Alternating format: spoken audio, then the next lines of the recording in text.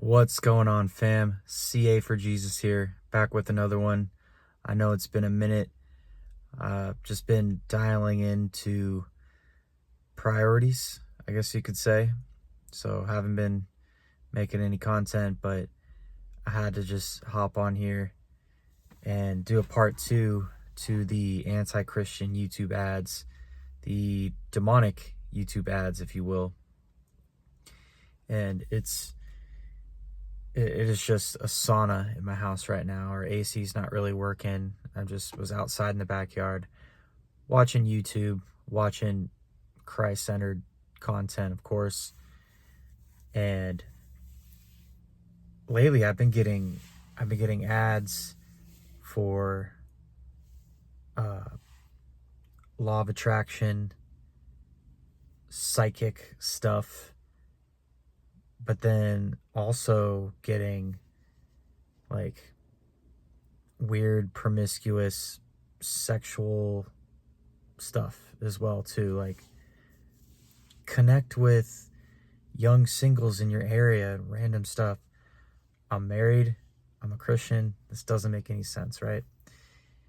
Well, what I've been doing lately is I block the ads because I'm getting annoyed. It's like, I thought YouTube follows an algorithm. It just doesn't make any sense that I'm getting these ads. I mean, it's the enemy, of course, right? We know this is all spiritual. We know who runs YouTube. We know who runs all the social media. We know who runs Hollywood. We know who runs, the government, entertainment, whatever. We know we live in a fallen world. We know that spiritual warfare is 24/7. If you don't believe in spiritual warfare, it's because you're not tuned in. You're not tuned into the spirit. You're living life carnal, and to be carnally minded is death. We know that. But to live spiritually minded is life and peace, right? So I just recently, I was watching a video. It's about 12:30 at night right now. Again, it's just super hot in the house, and I can't sleep. So I'm up watching stuff, right? And sitting in my car because I just need to get this off my chest. And I get this ad for like psychic readings and stuff. I go to block the ad, and then I'm like, all right, I'm going to report it too. Flag it, whatever. And then when you go to report an ad, you'll get one of two things you can click on. And it says like, oh, is it violating our policies or whatever? And then there's another one, and then at the bottom it says, was this helpful?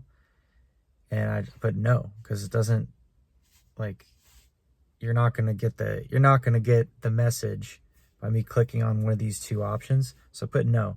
Then it allows you to leave a comment. And so I just put, psychics are demonic. Stop sending me these ads. I'm a Christian. I want Christ-centered ads. Okay? Period.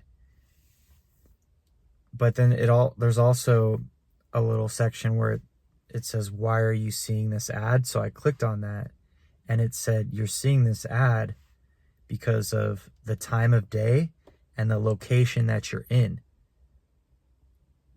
So I'm starting to piece it together here that this is the content that people are searching for in my area at this time. And we know spiritual warfare is 24/7, but it really ramps up at night. I mean, it's Houdini, the famous song, "The Freaks Come Out at Night." I mean, it's a catchy song, whatever. That song, whether he intended it to be this way or not, that the message should be this way or not, it's all spiritual. It's 100%, hammer on the nail. The freaks come out at night. And spiritual warfare really ramps up at night. And I was going to Safeway earlier, and I it's, you know, just a couple blocks down, and I passed by this psychic reader, and you know, and I live in it's straight up just like, it's a very clean cut suburban area. And so it if you're not paying close attention, it just looks like another little, you know, kind of cute window shop, right? But it's all starting to make sense, right? I mean, and then we also have you know, the elementary school across the street from the elementary school. We have the Masonic Lodge, and so spiritual warfare is everywhere. It's just, you got to pay attention to the details. The devil's in the details, right? Now, when I go to places like Oakland, San Francisco, it's just so much more blatant. But again, you know, people that live there and they're not in touch with the spiritual realm, they don't have eyes to see and ears to hear. Doesn't make a difference for them. But for me, when I'm there, it's like, it's super obvious. But over here, you really got to pay a little bit closer attention to the finer details, because, you know, the devil comes as disguised as an angel of light, and or it's just, it hides in the shadows, or it just, you know, he blends in pretty well. But you know, I'm catching on. So it's like, one, this is what people are looking at in my area at night. Demonic. Two, if the algorithms are supposedly supposed to be accurate, then people are mixing psychics and the law of attraction and New Age with Christianity. And that's a huge deception. And that's something that I did when I first started on my walk. And when I first started to get pretty serious on my walk, I was in Berkeley. And we all know Berkeley it's a spiritual but not necessarily a religious place. I mean, you'll hear a lot of people say, I'm spiritual, I'm not religious. And I used to say that all the time too, when I was deep into the New Age and then coming to Christ, but not really, because I'm still dabbling with all this stuff. So anyway, there's still just a major deception going on.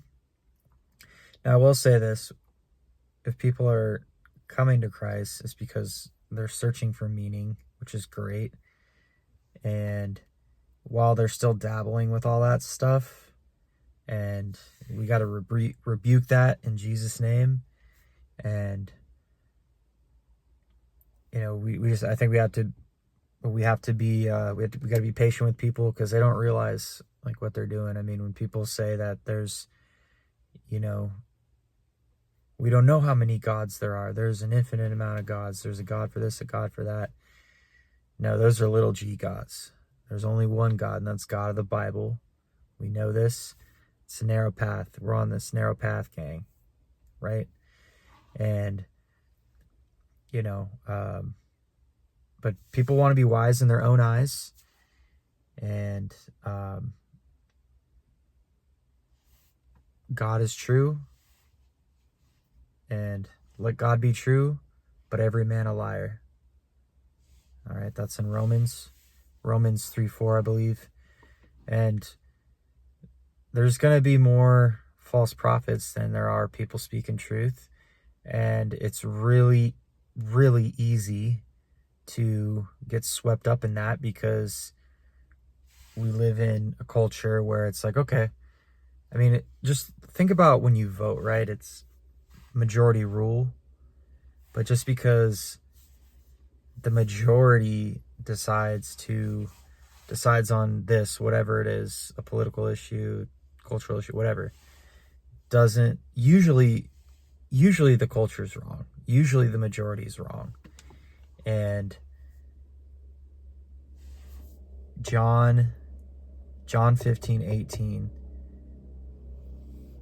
if the world hates you, you know that it hated me first. That's straight from Jesus' mouth, right?